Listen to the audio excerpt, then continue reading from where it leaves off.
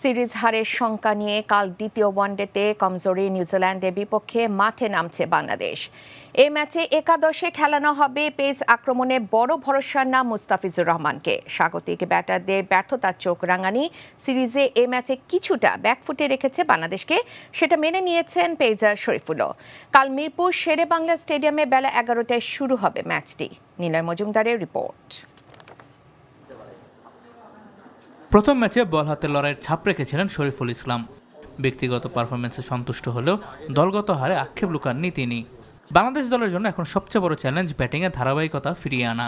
আধুনিক ওয়ানডে ক্রিকেটে 250 রানের লক্ষ্য সাধারণত তাড়া করা সম্ভব হলেও সেটি করতে না পারা দলের জন্য উদ্বেগের কারণ হয়ে দাঁড়িয়েছে। তবে এত কিছুর পরেও আত্মবিশ্বাস হারাচ্ছে না স্বাগতিকরা। নেক্সট ম্যাচে ব্যাটসম্যানরা খুব ভালো করবে, আমাদেরকে সাপোর্ট দেবে, আমরাও তাদেরকে সাপোর্ট দেবে, দলগতভাবে আমরা ম্যাচ উইনিং আনবো। ক্রিকেট খেলা এরকম আসেই যে এক ইউনিট ভালো করে আর এক ইউনিট একটু ফেল করে। সো এটা নিয়ে আমরা আশাবাদী যে নেক্সট ম্যাচ ইনশাল্লাহ ভালো করবো। দেখেন আমাদের এখনও মাত্র একটা ম্যাচ গেছে, 2টা ম্যাচ আছে। সো আমাদের কনফিডেন্স আছে যে আমরা কামব্যাক করবো ইনশাল্লাহ, এবং কি আমাদের বেস্ট ক্রিকেটটা কিন্তু লাস্ট ম্যাচে আমরা প্রথম ম্যাচে দিতে পারিনি। সো আমাদের বেস্ট ক্রিকেটটা দিলে আমরা ইনশাল্লাহ কামব্যাক করে সিরিজ জিতবো ইনশাল্লাহ। এদিকে প্রথম ম্যাচের ধারাবাহিকতা এই ম্যাচেও ধরে রাখতে চায় নিউজিল্যান্ড। দেশের বাইরে আমরা এমন কন্ডিশনেই খেলতে চাই এবং শিখতে চাই কিভাবে জিততে হয়।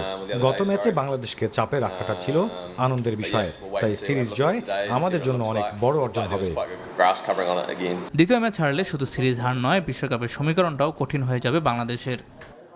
Niloy Majumdar, NTV news, Dhaka.